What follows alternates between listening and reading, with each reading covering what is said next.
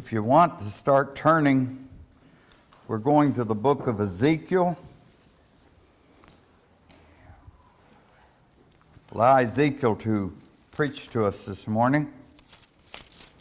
Now, without saying it, we've started working through this book. We're to chapter 5, and that's where we are this morning. I think it's important to remind us of God's love for us. If God had wanted to make everything right in our lives, He would have not given us choice.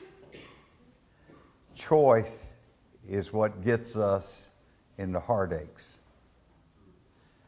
You know, you just watch the cows walk around. They're content with grass, yet they can get really fat on that. They're vegetarians. There's always somebody to make sure they have water, try to make sure that they get doctoring. God didn't give them choice, but He cares for them. He cares for the birds. He cares for all of that, but He put choice in His highest creation, people. And choice is how we get ourselves hurt and damaged away from God.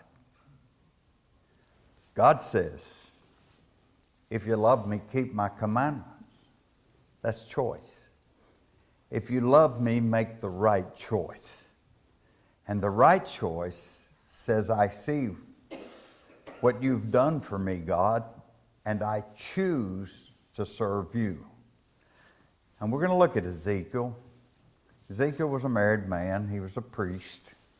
As a priest, he was scrupulously clean relative to everything that was contaminating.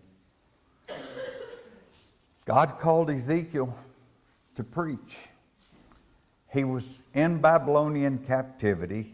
He was by the river Chebar, and he was observing his people and all the things that had brought them to where they were. Now, 722 BC, Israel went into Assyrian captivity. 606 BC, Judah went into Babylonian captivity. And this is God taking them away from the ability to do what they knew they should do relative to the city of Jerusalem.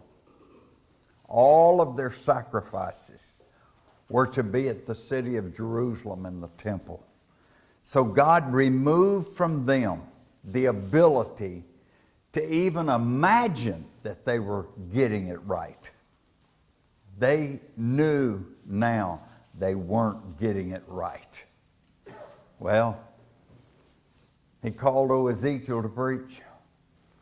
Ezekiel is told what he needs to say to the people in vision. And I know I said this before, and that was chapter 4. That every time I study Ezekiel, it reminds me of Jacob Wilson here and handing us a handout. And because in chapter 4, he was told to get a tile. Now, he's got an object lesson here. You can see it. And he's to make a city there on that tile. Now, I don't know if he put dirt on the tile, if he drew on the tile. I just know he got a tile. And he made a city in it, on top of it. And then he was to make outposts around the city. And then he was to get him a frying pan, a skillet or something, and he was to lay down on the ground for 430 days. And that was his defense, to hide behind the skillet as he's going to destroy the city that he just builded. And it was an object lesson to say, Jerusalem is fallen. Now, starting at 4 and running through 24, and I learned something here. is one sermon. One sermon. Jerusalem is fallen. Well, how are you going to preach one sermon that many times? 4 through 24. And the answer is, he tries to couch it differently to preach the same sermon. And what do I learn from that? I learn a lot about preaching. In preaching, you're either informing folk of what they don't know, or you're reminding them of that which they do know. That's what Ezekiel was doing. Why does Tide still run commercials? I mean, they were great 50 years ago. Because there's a new generation with jobs and money coming on the scene every day. That's why preaching has to be teaching, and that's why preaching has to be reminding to those of us that already know it, but have let it slip a little bit, and therefore are being called back to it. That's old Ezekiel's sermon. Jerusalem is fallen. Jerusalem is fallen. Well, that's what he's trying to say and get across. So what's he going to do in chapter 5? I always write an outline when I study, and I call 5 the haircut. Now you can look at it. It's another object lesson of Ezekiel. Look at Ezekiel 5. And thou, son of man, take thee a sharp knife. Yours may say sword. Take thee a barber's razor. Cause it to pass upon thine head and upon thy beard, and take 3 balances to weigh and divide the hair. Well, now, he took a sharp knife or sword.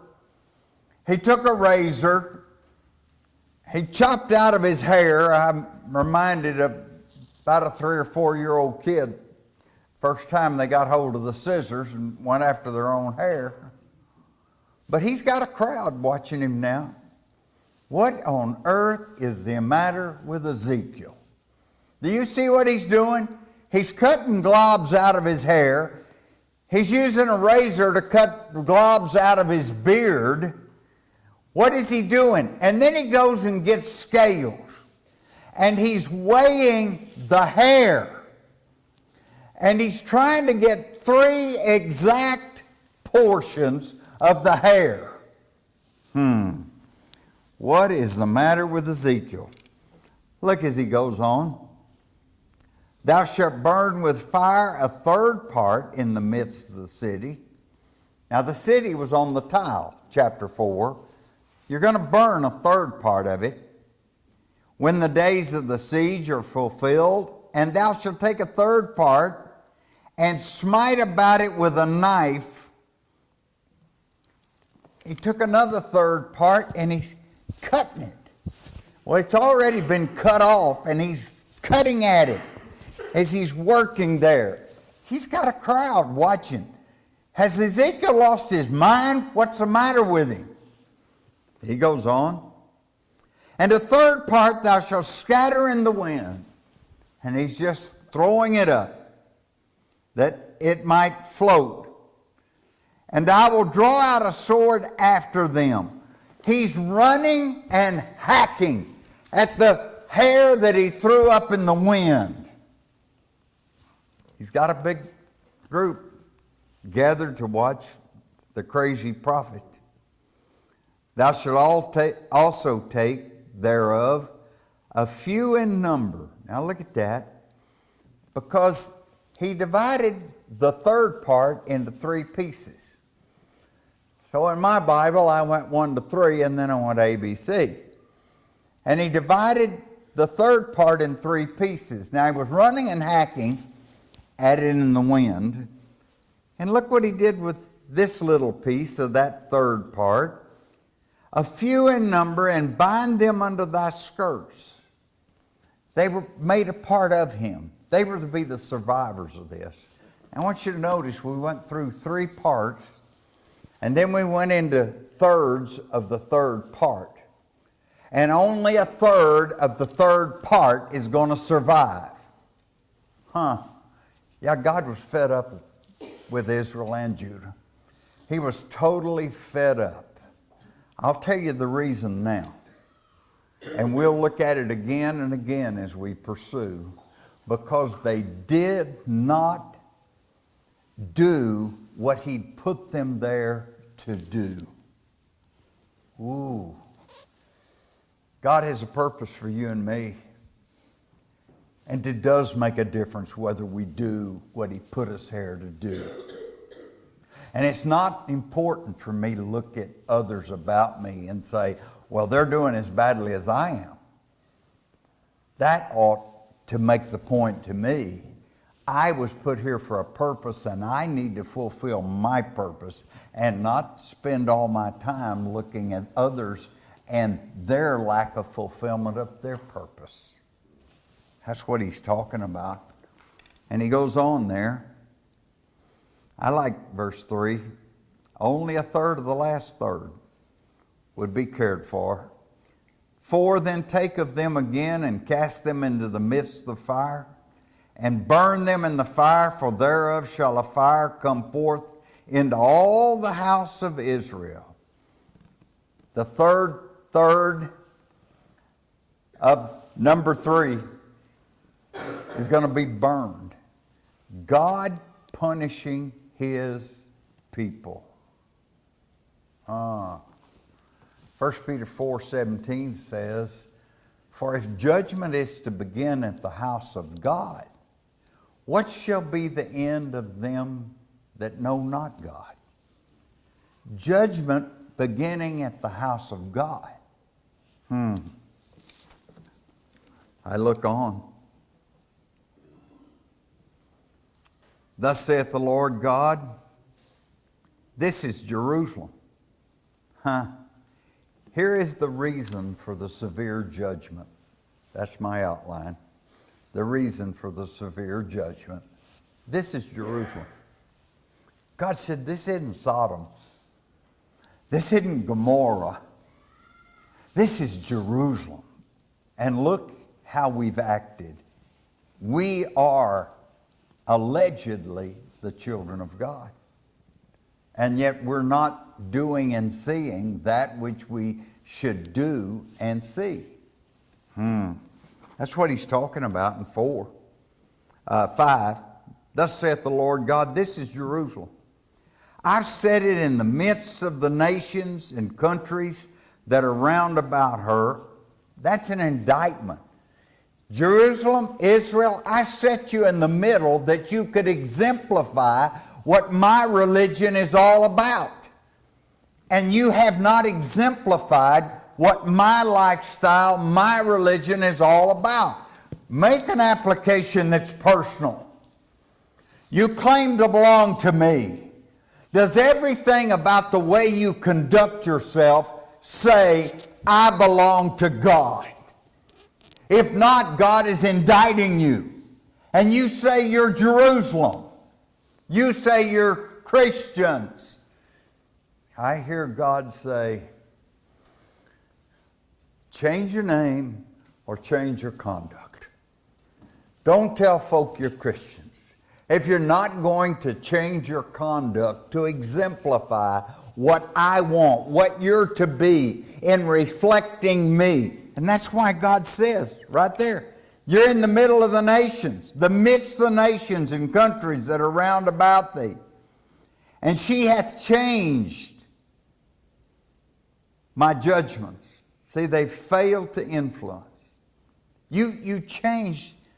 You've become more like the nations than like what I want you to be in the middle of the nations that they might see.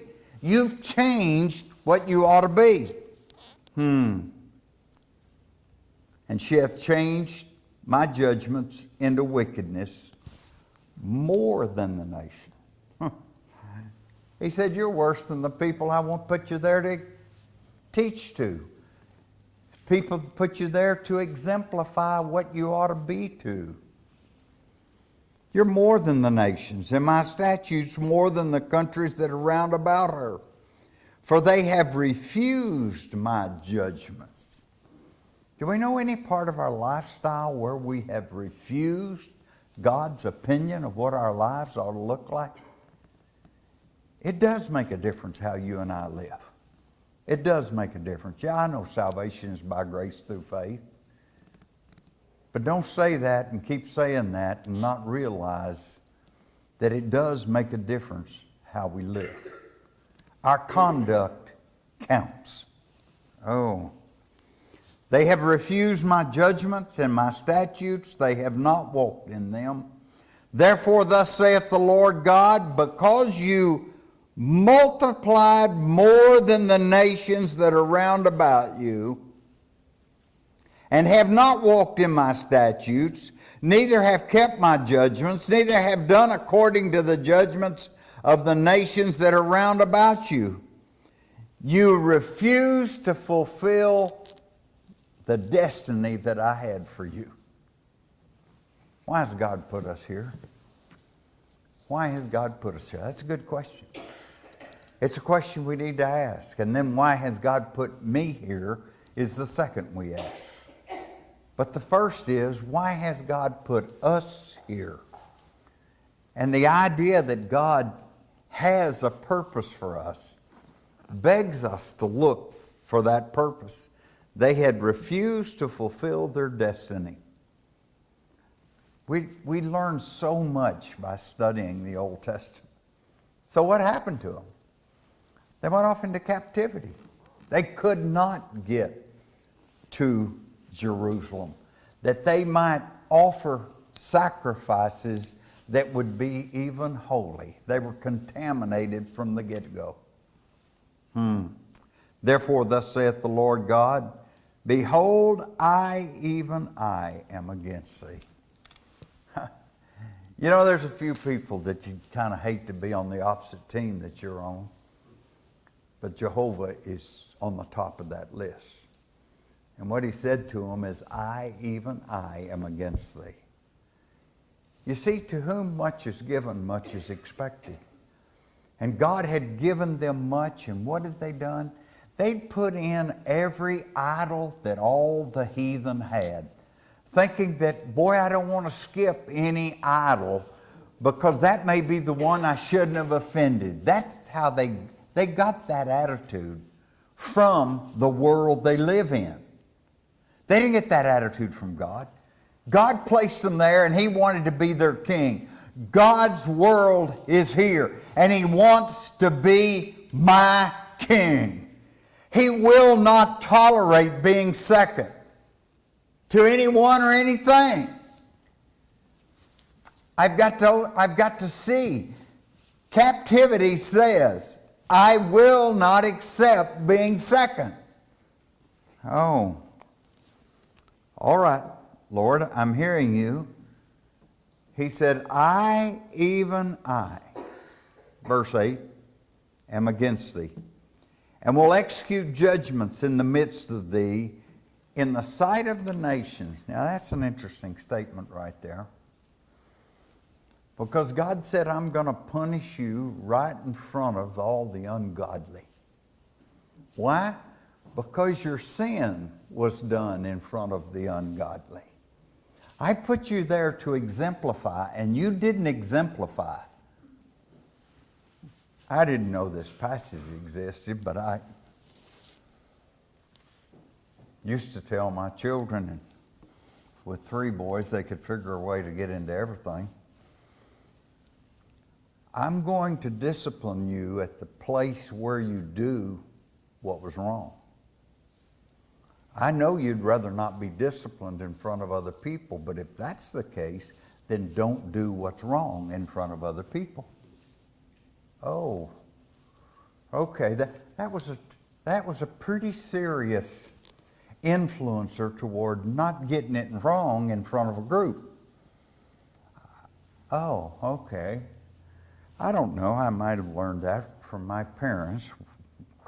One of my parents would take me to school on the first day of every year, and they would explain to whoever the powers were that if this kid needs a whipping, we expect you to give it to him.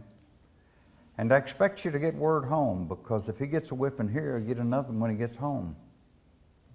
I guarantee you that had a lot of influence on my conduct. I knew where all of the factors stood.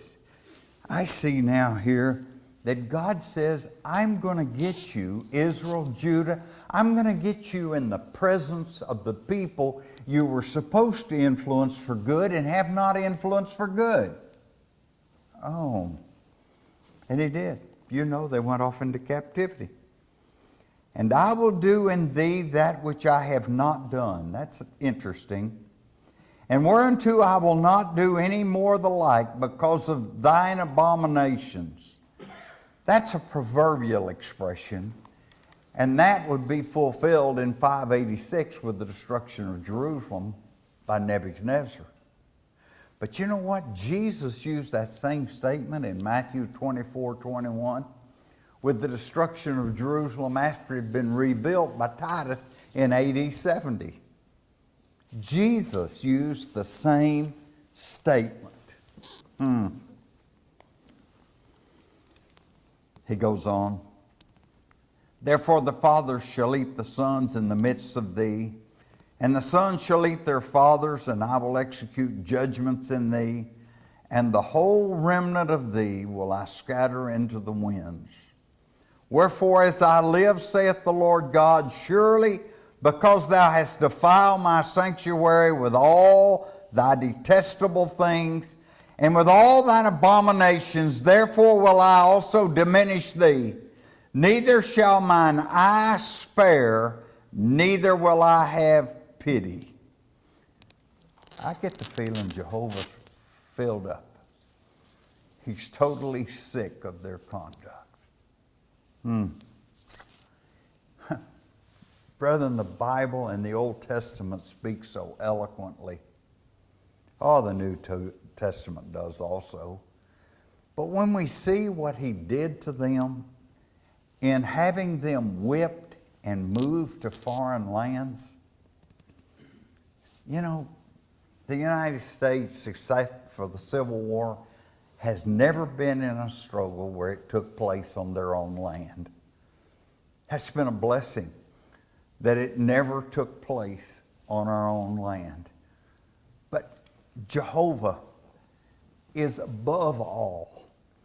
And wisdom declares, if we care that he's happy with us, that we work hard to make all right choices and to exemplify him with everything that we are. We don't allow ourselves the latitude of being angry. Well, I talk like that only when I was mad. What you did was so stupid that it brought out another side of me. It's a shame that the other side's in you. It's a shame that the other side hasn't been removed from you. We've got to see that how we live makes a difference. Okay. He goes on. Wherefore, as I live, saith the Lord God, surely because thou hast defiled my sanctuary, verse 11, with all thy detestable things and with all thine abominations, therefore will I also diminish thee. Neither shall mine eye spare, neither will I have any pity. And then, I feel like verse 12 kind of explains the symbols that we've already looked at about the thirds of the hair. A third part of these shall die with the pestilence. Pestilence is a plague. Boy, this is an interesting verse, because it shows how our God can work. You know, we got a measles plague right now. How did all that happen? Well, that happened, somebody in a land where they didn't inoculate came over, and you've got a bunch of people that won't inoculate either, and therefore God can send a plague that we ain't even heard of yet. And that's God working, always working, to try to say, hey, look where you are. Look where you need to be. Only thing that really counts, is your relationship with me. But he goes on. A third part of thee shall die with the pestilence, and with famine shall they be consumed in the midst of thee. So a third part's going to die in the city, and a third part shall fall with the sword round about thee. A third part's going to die out of the city. And I will scatter a third part into all the winds, and I will draw out a sword after them, slain by the pursuers as they fled. But then he goes on to his description. Thus shall mine anger be accomplished. There's people who think God never gets mad. You got to think that not reading this. Don't read Ezekiel 5 if you think God didn't get mad. And if you think God does get mad, then you need to ask yourself, what makes him mad? Well, I know what makes him happy, keeping his commandments. What makes him mad? Why would the antithesis of that not make sense? Not keeping his commandments. Not fulfilling my purpose here on earth. Oh, okay. I want us to think through when you see an angry God. I said, well, that's Old Testament. No. Hebrews says, for our God is a consuming fire. That's New Testament. And when I learned that as New Testament, that's in chapter 12 and verse 29. And then in chapter 10 and verse 31, he says it's a fearful thing to fall into the hands of a living God. Okay, God gets mad. But you know, parenting's a good school there. Sometimes we got mad when we shouldn't have, didn't we? And sometimes we didn't get mad when we should have gotten mad, didn't we? And sometimes we were too severe, and sometimes we were not severe enough, weren't we? You know the thing about God's anger? It's always just. It's always just. And I will never, ever be over-disciplined by God or under-disciplined by God.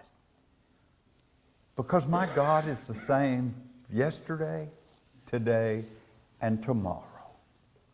So I will, with the discipline of God, get exactly what I had coming to me. I won't get away with anything. It's not a matter of fooling those that are about you. It's a matter of fooling him or recognize he will not be fooled, and therefore making the choice to try to emulate the conduct that he wants. I look at that and I see the anger of God. 13, mine anger shall be accomplished, and I will cause my fury to rest upon them, and I will be comforted. I like that. Not only does God get angry, but God doesn't stay angry forever. I'm going to get you, and then I'm comforted. And they shall know that I, the Lord, have spoken. I underline that. Spoken it in my zeal, when I have accomplished my fury in them. Moreover, I will make thee waste, and a reproach among the nations that are round about thee, in the sight of all that pass by. Underline that again. I believe we preached that point. In the sight of all that pass by. So it shall be a reproach and a taunt. Look at that. A reproach and a taunt. An instruction and an astonishment unto the nations that are round about thee.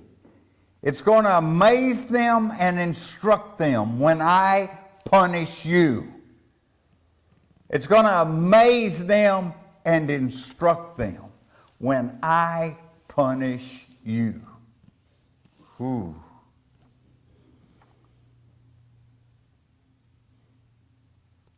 In anger and in fury and in furious rebukes, I, the Lord, have spoken it. And then he lists 4 sore judgments, is what it's referred to. We don't have the time to go read it, but you can read more about it if you want to look in the 14th chapter, 12 through 23. But he says, when I shall send upon them the evil arrows of famine. That's one of God's 4 sore judgments, famine. Which shall be for their destruction, and which I will send to destroy you.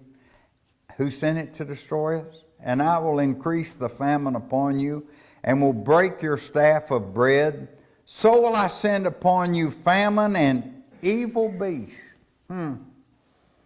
God can send animals to isolatedly deal with us. And they shall bereave thee, and pestilence, that's your plagues, and blood shall pass through thee, and I will bring the sword upon thee. War, I the Lord have spoken it. God tells us that I can punish you in measure.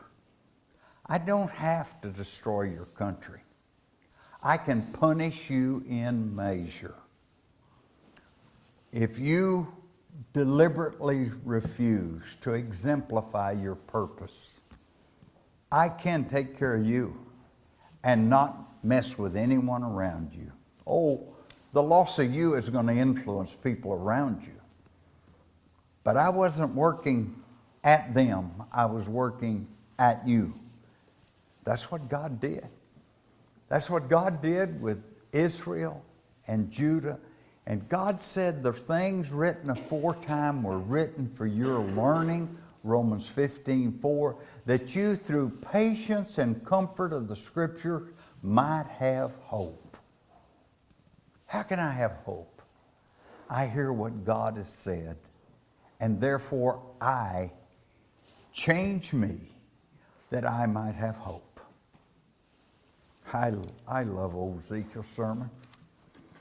I like watching him go through and how he alters it ever so slightly from 4 to 5. A couple of 3 months, we'll see what he's got to say in 6. But that's Ezekiel preaching to us, who is by the river Chebar, in captivity himself, still trying to get his people to change, that we might go home. That's going to be the last section of the book.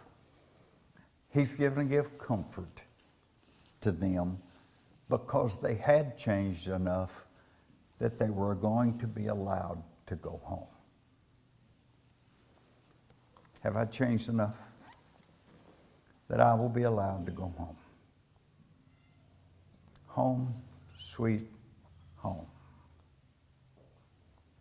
If we can be of any service to you, let us know as together we stand and sing.